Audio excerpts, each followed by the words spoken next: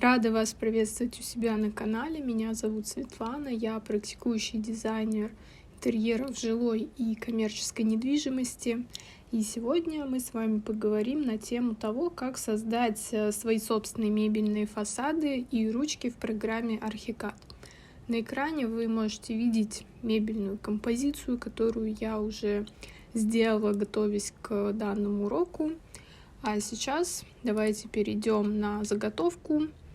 И здесь уже будем учиться, как же создавать свои собственные фасады для корпусной мебели и ручки. Перейдем на план этажа. И здесь я сразу хочу обратить внимание на точку начала координат. Она нам очень пригодится, потому что именно от этой точки мы будем выполнять построение всех фасадов и ручек. Я сейчас открою свои заранее сделанные заготовки. Здесь мы можем видеть 3 ручки и 1 фасад. Наверное, многие дизайнеры знают фирму Gola, которая производит профильные ручки для мебели. Размещу все это у себя на плане этажа. Сразу хочу сказать то, что эти ручки и профильную ручку Голу я не строила самостоятельно. Я скачала их с довольно-таки известного сайта, где размещаются 3D-модели, которые в том числе подходят для программы Archicad. 3D Warehouse. Вот этот сайт. Вот можете посмотреть, сколько здесь различных ручек. Вот те ручки, которые использую я, в том числе ручки Gola.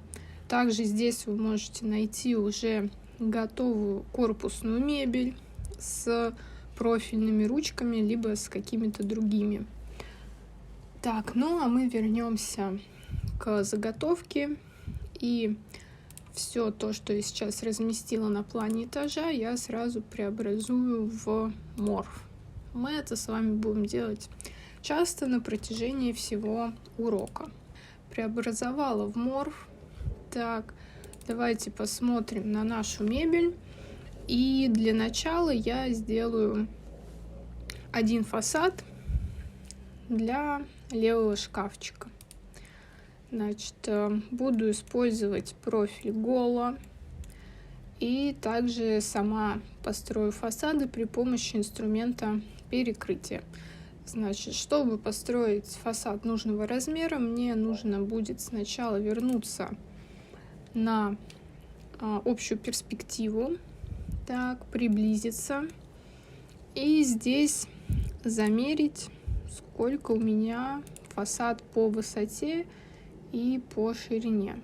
Так, тут у меня фасад 765, ну и, соответственно, 60 сантиметров, потому что я задавала такой размер изначально, когда строила.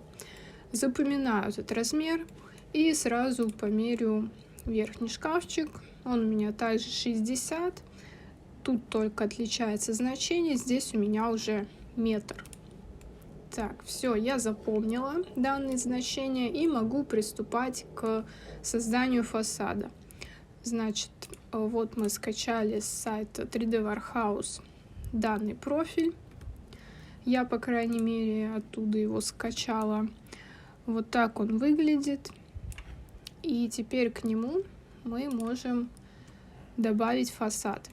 Значит, первое, что мы сделаем, это приблизимся к точке начала координат. Возьмем линию и линией построю заготовку для фасада. Значит, представляем то, что фасад лежит как бы на полу, то есть у нас в Archicad на плане этажа, и мы смотрим на него сверху. Именно в таком положении мы сможем дальше работать с этим фасадом. Если он у нас будет стоять вертикально, то он некорректно потом загрузится к шкафчику. Поэтому кладем фасад как бы на пол и сразу настраиваю нужный размер. 600 миллиметров на 765 миллиметров, которые я там сейчас намерила. Вот так вот это выглядит. Значит, профиль я также заранее настраиваю на нужный размер и подтаскиваю сюда. А теперь мне нужно построить сам фасад. Значит, можем посмотреть, как этот фасад выглядит. Он у меня состоит из двух частей. Две ручки голо и два фасада. То есть, по идее, у нас получается два выдвижных ящика. Здесь я могу сделать таким же образом. Так, вот этот профиль я сейчас скопирую отсюда. Не буду выверять прям идеально точные размеры, просто сделаю на глаз, чтобы продемонстрировать вам принцип. Так, возьму бежевую красочку. И мне нужно фасад построить плоскость привязки снизу наверх. И 18 миллиметров он у меня будет в толщину. Нажимаю ОК. И теперь кладу два фасадика сюда и сюда. Таким образом выделяю. Сейчас посмотрю, что у меня получилось. Так, а это что такое? Ага. Чуть-чуть пониже нужно опустить. Мне нужно, чтобы они были идеально ровно друг с другом. Так вот. Выделю. Если кто не знает, то есть горячие клавиши на клавиатуре. Можно пользоваться ими, чтобы быстро переключаться между 3D, 2D, выделением. Так. Вот, либо правая кнопка мыши и показать выборку в 3D. И смотрю, что у меня получилось. Поменяю сейчас профиль голо с алюминия, алюминия на черный цвет. Так будет более стильно, на мой взгляд. И теперь мне нужно эти фасады приподнять, а то они у меня впечатались в профильные ручки. Так вот. Напомню то, что я не делала сейчас идеальную стыковку. Я просто сделала все в общих габаритах. Вы же для своего проекта можете сделать прям идеальную стыковку, чтобы все было тютелька в тютельку по размеру. Значит, теперь я ставлю фасад в точку начала координат вот сюда вот. Файл. Кстати, сейчас проверим. Да, забыла сделать один важный шаг. Значит, выделяем перекрытие и также его преобразовываем в морф. Все. Теперь снова все выделяю. Когда у меня уже и профиль в морфе, и перекрытие в морфе, нажимаю файл. Так, и получается это у нас дверь шкафа. Сохраняю как дверь шкафа. И назову это фасад голо. Сохранить. Так, уже есть. Значит, добавлю 0,1. Сохранить. Окей. Стираю то, что у меня было сделано. Общая перспектива. И меняю теперь стандартный фасад на свой собственный. Захожу в параметрах в переднюю панель. Тут выбираю специальные. И вижу, он у меня уже автоматически подгрузился. Если бы их было несколько, то нужно было бы здесь выбрать тот фасад, который нам нужен. Посмотрю сразу в 3D. Вижу то, что фасад корректно встал к моему шкафчику. И нужно понимать, что те цвета, которые мы поставили изначально, мы их поменять уже не сможем, только если у всего шкафчика сразу при помощи заливки, вот этой вот заливки, модель замена покрытий. Вот. А если мы захотим поменять именно цвет фасада или ручки, то нам нужно будет заново пересохранять данный фасад. Убираю ручку, потому что она мне здесь уже не нужна. Ручки. Снимаю галочку. Окей. Все, один фасад у меня готов.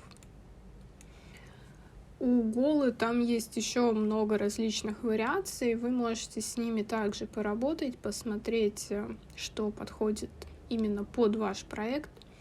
Есть разное количество секций. У меня вот тут сейчас 2 секции, там есть 3, 4, есть еще больше, есть одна. Это все можно довольно-таки легким способом простроить в программе Archicad и загрузить как фасад к шкафчику. Двигаемся дальше.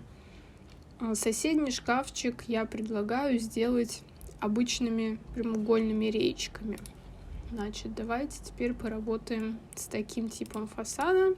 Это я могу удалить, значит, снова делаю заготовку из точки начала координат 600 на 765. И теперь возвращаюсь снова к инструменту перекрытия, захожу в его параметры. И здесь у меня будет 2 составные части. Сама рейка и как бы промежуточное расстояние между этой рейкой. Сначала я настрою промежуточное расстояние. Оно у меня будет 14 миллиметров. Это толщина. Плоскость привязки снизу вверх. И по цвету, так, давайте его сделаем потемнее. Все, нажимаю ОК. И строю его прям совсем тонюсенько, там буквально 4 миллиметра. Помним то, что у нас фасад лежит на полу, и мы смотрим на него как бы сверху. Значит, рядом мне нужно построить уже саму рейку. Она будет 18 миллиметров в толщину, и ее я сделаю бежевенькой. То есть у меня будет такой эффект как бы глубины, что промежуточные расстояния будут более темными. Так, и выбираю 20. Так вот. И вместе они у меня получаются 24 миллиметра. Я это расстояние запоминаю. Сейчас сразу выделю, посмотрю в 3D, как это выглядит. Так, выглядит это хорошо. Тогда я могу приступить к следующему этапу. Выделяю рейку и промежуточное расстояние. Так, и выбираю тиражирование. Тут делаю смещение на 24. Надеюсь, все сейчас понимают, что происходит. Так, и делаю тиражирование на всю длину фасада. Готово. Теперь посмотрю, как это выглядит в 3D. Напоминаю то, что вот как я сейчас сделаю, все, оно заморозится, и поменять я дальше ничего не смогу именно в плане цветов. Так, оставлю. Меня все устраивает. Значит, теперь я сохраняю файл, библиотеки объекты, сохранить выбранное как дверь шкафа. И назову это рейки 01. Сохранить. Окей. Удалю. Перейду на общую перспективу. И открою параметры шкафчика, где у меня мойка. Сразу давайте выключим ручку. И перейдем в передние панели. Так, специальные. И тут уже я меняю Гола на рейки 01. Нажимаю ОК. И смотрю, что получилось. Такой вполне себе симпатичный фасад. Немножко теории насчет 25 и 26 версии Archicad, которая вышла недавно. У них, как вы могли заметить, если пользовались ими, другая кухня. Сейчас откроем ее. Вот мебель кухонная. Раньше была всеми любимая ярко-красная кухня с черными акцентными деталями. Теперь кухня стала более спокойная, такого приглушенного синего цвета. И у нее, конечно, есть как свои плюсы. Например, появилось намного больше возможностей регулировать секции, там добавлять различные фасады, ручки, но все равно на самом деле этого маловато. И очень часто приходится создавать свои фасады и ручки.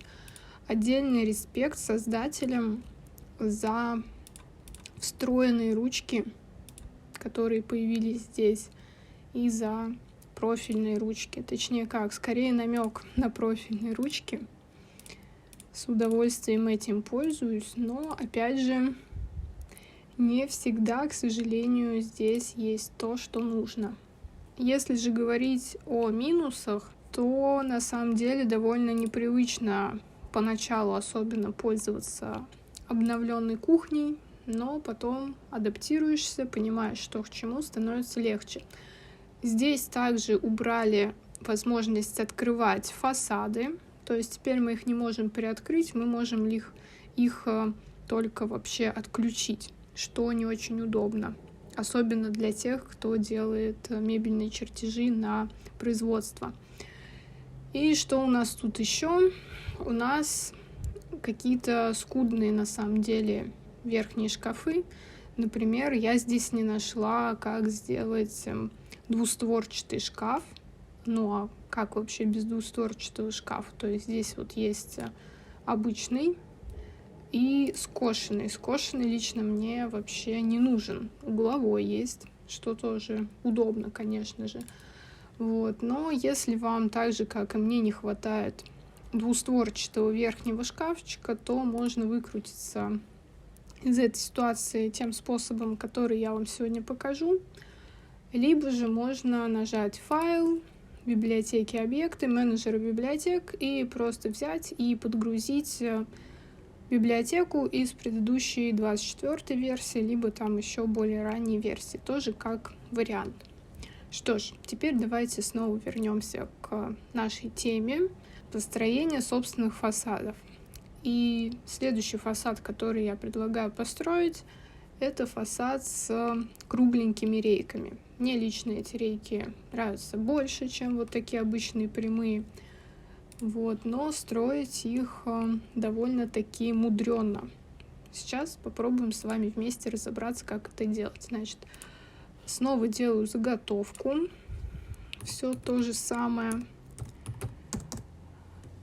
И теперь мне нужно отдельно построить одну рейку. Она у меня будет скругленная, поэтому ее строить, конечно же, посложнее, чем прямоугольную. Значит, определяю с ее размером, она у меня будет 30 на 18. 30 это ее длина получается. Так, ширина 18, вот так вот. И теперь с помощью направляющей я тут делаю вспомогательные линии, половинка и половинка от половинки. Так вот, теперь на этой половинке ставлю одну единственную линию, удаляю направляющие, хватаюсь за эту линию и подтягиваю наверх, скругляя ее. Так вот. Это могу удалить, то, что у меня тут лишнее получилось. И так выглядит моя рейка, если я смотрю на нее сверху. Значит, теперь мне нужно ее сделать по высоте, получается 765. И сделаю я ее, ну давайте возьмем другой цвет, зеленый. Зеленую сделаю. Так, окей. Заливаю при помощи волшебной палочки. И сейчас мне нужно будет эту рейку повернуть, чтобы она как бы лежала на полу и смотрела на меня. Чтобы упростить себе жизнь, я рядом поставлю стеночку небольшую, тоненькую, вот так вот. И теперь все это выделяю и преобразую в морф. Сейчас вы поймете, зачем я рядом ставлю такую странную стенку. Так, открываю это в 3D, приближаюсь, смотрю, что получается. Встаю ровно относительно своей рейки и стенки, выделяю их. И сейчас мне нужно будет ее перевернуть.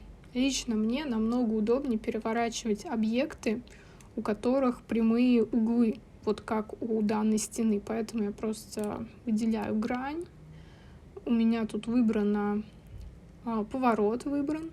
Ну, я, соответственно, беру и незамысловатым способом по оси X переворачиваю на Y. Вот так вот. Убираю стену, она мне больше не нужна. Это поднимаю, морф поднимаю на 0. Так, все, окей. Заготовку могу стереть. И вижу то, что моя рейка, она лежит теперь, смотрит на меня, то, что мне и было нужно. Значит, копирую ее, подставляю сюда. И также выполняю тиражирование со смещением, но уже на 30, на длину рейки. Так, готово. Теперь я выделяю и также сохраняю это все как дверь шкафа. Так, и пускай это будет у меня рейки 0,2. Сохранить. Напоминаю еще раз то, что этот зеленый цвет я уже не смогу изменить в будущем. Удаляю. Так, возвращаюсь в 3D и подставляю сюда фасад, который я только что делала. Отключаю ручку. Так, открываю переднюю панель. И подставляю рейки 0,2. Окей.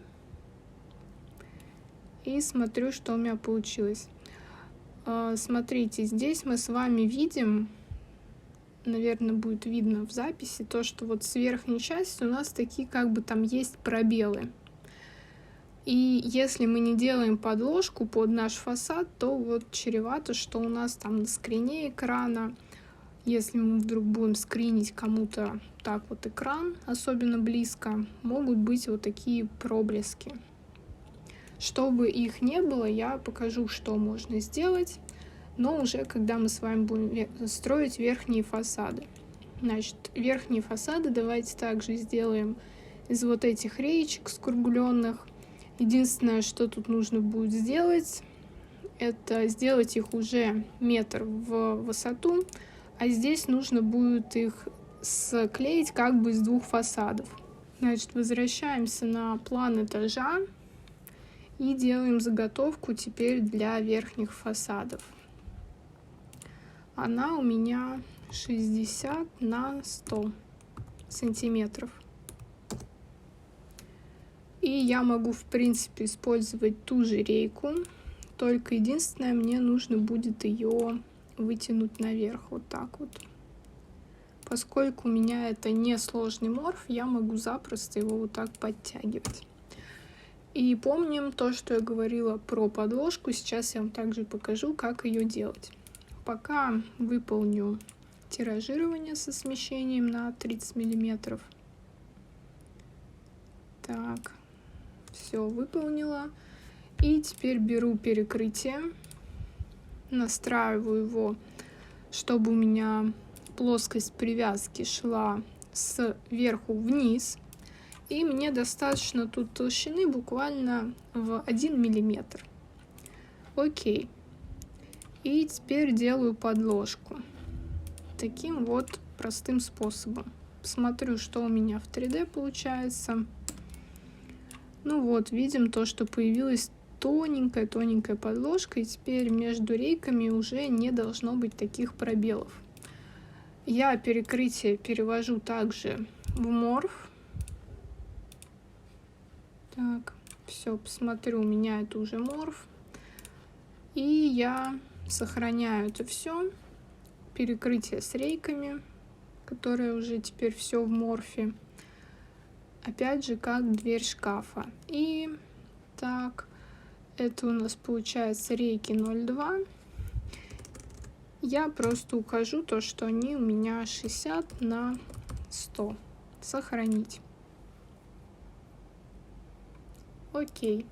И пока не буду удалять данный фасад, потому что мне еще нужно будет сделать фасад для соседнего шкафа, который будет с распахивающимися дверцами. Перехожу на общую перспективу. Так, захожу в параметры верхнего шкафа. Здесь отключаю сразу ручку и захожу в передние панели. Так, выбираю нужный фасад, вот этот с рейками, нажимаю ОК. Идеально.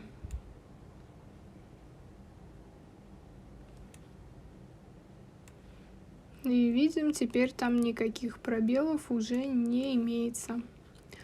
Теперь будем делать соседний шкафчик. Значит, что у нас с соседним шкафчиком? Он у нас там 120 на метр. Значит, сразу делаю 120 на метр. Так вот. И мне нужно будет разделить эти рейки. Сейчас я выделю одну. Сюда ее поставлю. И сделаю опять тиражирование со смещением.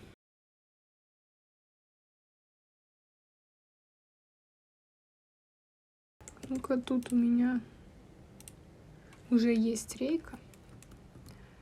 Так.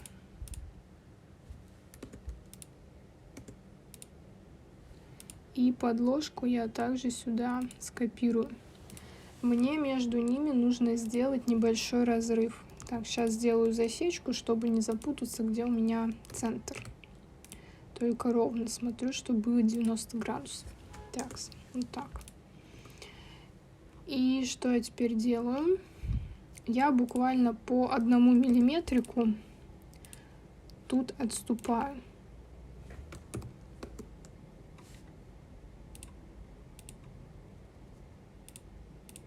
И в другую сторону.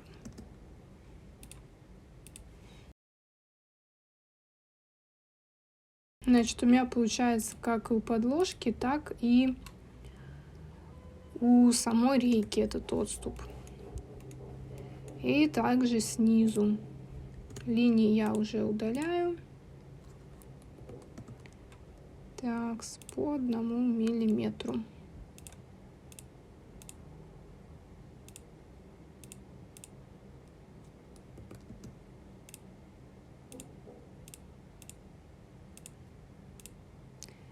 И эта линия, я ее также удаляю. И видим, что получается, то что у меня между дверцами есть такой маленький разрыв. Я это все выделяю, проверяю, чтобы у меня верное расстояние было. И сохраняю это так, снова как дверь шкафа. И тут уже поменяю то, что это у меня получается 120. Так вот. И нажимаю сохранить. Окей. Иду в 3D, открываю параметры. И то же самое я убираю ручку и добавляю нужный мне фасад. Вот этот. Окей. И вижу то, что есть такая маленькая щелочка, которая и является показателем того, что у меня здесь 2 дверцы. Если мы будем тут делать ручки, то мы, соответственно, сделаем их 2 на каждую из дверец. Здесь 1. С кухней мы на данный момент по фасадам разобрались. И теперь предлагаю перейти к гардеробу. Значит, что у нас тут? По дизайну у меня такая задумка, то что на верхней части гардероба должны быть такие вот скругленные рейки, а внизу, напомню, должна быть арочная конструкция, которая уже относится к сложной геометрии фасадов. Как же это все сделать с рейками? Тут намного проще. Значит, заходим сюда, в параметры. Начнем сначала. И здесь я поставлю одну дверцу, потому что мне не нужно, чтобы у меня рейки слишком мельчились. И если у меня данная андресольная секция будет открываться наверх, то, в принципе, мне здесь и не нужно это деление.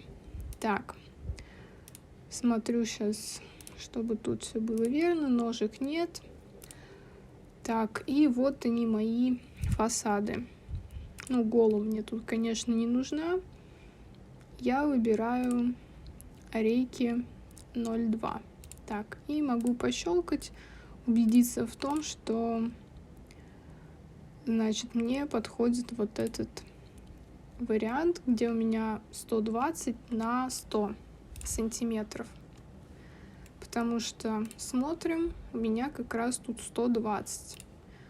Ну а по высоте они просто обрезаются, потому что здесь у меня нет каких-то геометрических рисунков, рельефов и прочего.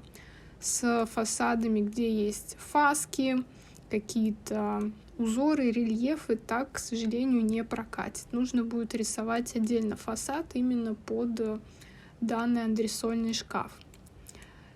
А теперь возьмем нижнюю часть, и я могу в фасад сразу сюда включить ручку. Я вам по ручкам покажу два способа. Один для тех, кто хочет побыстрее, скажем так, для лентяев. А второй способ для тех, кто любит заморочиться. В зависимости от ситуации вы можете выбрать тот способ, который больше вам понравится. Но сейчас давайте вернемся к фасадам. Перейдем снова на план этажа.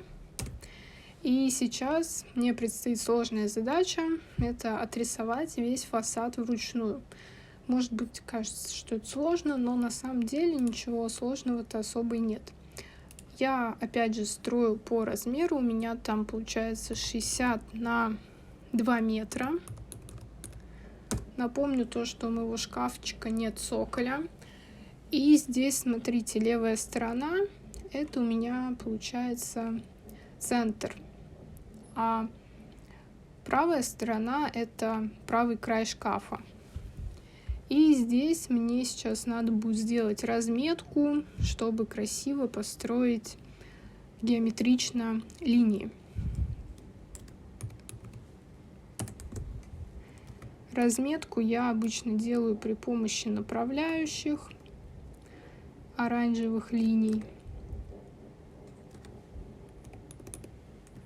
И везде отступаю одинаковое расстояние в 100 миллиметров.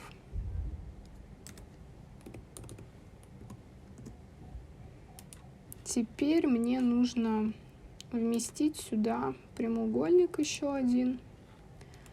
Так, померить, сколько у меня здесь получилось. 500. Значит, вниз я также делаю 500.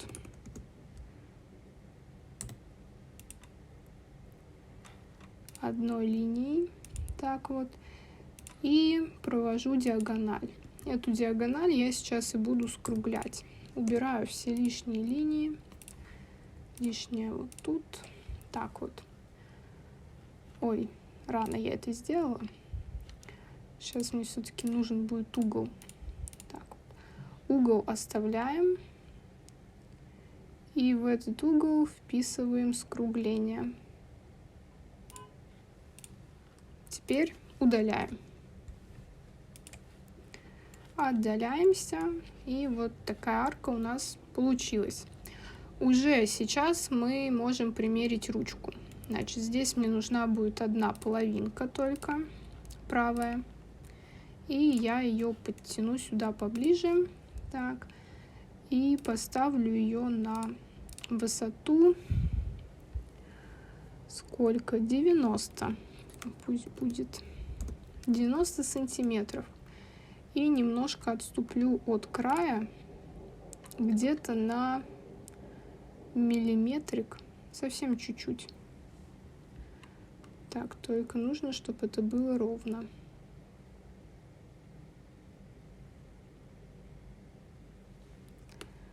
Один миллиметр отступ. И сейчас мне нужно залить перекрытием то, что у меня получилось. Беру перекрытие. И здесь я хочу сосчитать темный бежевый и светлый бежевый. Значит, предлагаю сделать саму арку, заполнить светлым, а границы сделать темным. Берем светлый. И еще хочу, чтобы сама арка у меня как бы была внутри чуть притоплена. Сделаю плоскость привязки снизу вверх 14 миллиметров. Окей. И заливаю перекрытием. Теперь меняю настройки. Беру темный бежевый и делаю 18 миллиметров. Заливаю другую часть. Таким способом вы можете простроить и залить абсолютно любую геометрию и абсолютно любой рельеф различной сложности. Можете там хоть какие-нибудь цветы, лебедей, что угодно сделать. Вот. На ваше усмотрение, какой дизайн вам нравится. Теперь выделяю это все. Снова смотрю в 3D. И, в принципе, получилось то, что мне было нужно. Теперь насчет ручки. Ручка у меня сейчас утоплена. Мне ее надо поднять, получается, на 14, потому что бежевую я делала как раз по высоте 14. И выделяю перекрытие, превращаю их в морф, потому что если они не в морфе, то не получится сохранить. У меня 3 морфа. Эти 3 морфа я выделяю. Файл, библиотеки, объекты. Так, сохранить выбранное как дверь шкафа. И так и назову эту дверь шкафа арка. Все. Окей, теперь момент истины. Пока это удалять не буду. Захожу на перспективу, встаю и беру параметры шкафа. Значит, захожу в фасады. Так. И тут меняю на дверь шкафа. И вижу, как она у меня хорошо встает. Так, далее зеркально делаю. Одинаковые. Так, нет, наоборот. Тут снимаю галочку. Все, ну и здесь вы, соответственно, можете ставить тут зеркально или здесь зеркально, в зависимости от того, как вам нужно. Нажимаю ОК. Если мне нужно будет поменять размер ручки, то мне нужно будет вернуться сюда, изменить размер данной ручки. Вот, напомню, она у меня тут находится в библиотеке, в моей, вот она. И здесь я меняю размер, перевожу ее в морф и подставляю уже ручку другого размера. Сейчас вам продемонстрирую для наглядности, как это делается. Так, материалы. И сделаю ее прям сильно больше. Так, давайте сделаем ее 300. Такая огроменная ручка. Окей. Кладу ее сюда. Выделяю и преобразовываю в морф. Окей. Так, беру ту половинку, которая мне нужна. И подставляю сюда вместо той мелкой. Теперь это все файл. Так, выбрать... Так, дверь шкафа. И где тут у меня эта ручка? Арка. И сделаю пометку, то, что у меня тут ручка больше. Сохранить. Теперь вернемся на перспективу и посмотрим, как будет выглядеть та большая ручка. Так, вот она. Зайдем тут сразу в 3D и видим, вот она какая огроменная. Теперь отдельно поговорим по поводу ручек. Значит, ну, во-первых, есть ручки, которые изначально тут у нас в Архикаде. Так, где они тут? Вот. Смотрим в 3D, что будет, если мы включим ручку. Ну, выберу какую-нибудь посимпатичнее. Вот такую. Сделаю ее черного цвета, привяжу по центру. Окей. Вот, видим, появилась ручка. Что делать, если я хочу свою собственную ручку? Первый, самый банальный вариант. Мы ее либо отрисовываем сами, либо заходим в интернет, находим в интернете на моем любимом сайте 3D Warehouse как вариант ту ручку, которая нам нужна, сохраняем ее здесь и можем ее просто как объект подставить. Для этого нужно, чтобы она была, соответственно, не на полу как бы, а вертикально. И в вертикальном положении ее просто подставляем к шкафчику. Если же мы люди серьезные, замороченные, то мы поступаем следующим образом. Скачиваем, кладем ручку сюда, преобразуем в морф. Вот сейчас она в морфе. Задаем ей нужное покрытие. Файл, библиотеки, объекты, сохранить выбранное как ручка. И назову ее ручка Икея, потому что в Икее любят использовать такие ручки. Так, Икея 01. Все.